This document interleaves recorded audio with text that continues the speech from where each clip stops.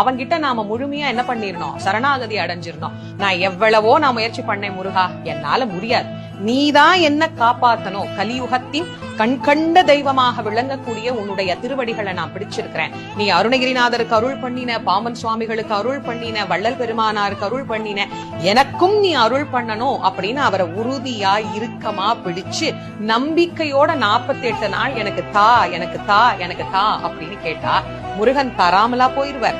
அப்ப அந்த நம்பிக்கை, அந்த உறுதி வழிபாடு என்பது இந்த 48 நாட்கள் ஒரு மண்டலம் நமக்குள்ளே பிறக்கிற போது நாம் நினைத்த காரியம் நிறைவேற்றுவதற்கு உண்டான சூழல் அங்கே தானாக உருவாகிவிடும். ஆக இது அதி அற்புதமான பலன்களை நமக்கு பெற்று தருவதற்கு நாமே தான் முயற்சி செய்யணும். நமக்கு வேணும்னா நாம தான் செஞ்சுக்கணுமே தவிர நான் போய் நான் கும்பிட்டேன் எனக்கு கிடைக்கல, நான் போன வருஷம் வரதா இருந்தேன், நான் இந்த வருஷம் வரதா இருந்தேன் அப்படின்னா வருஷத்துக்கு ஒரு முறை தானே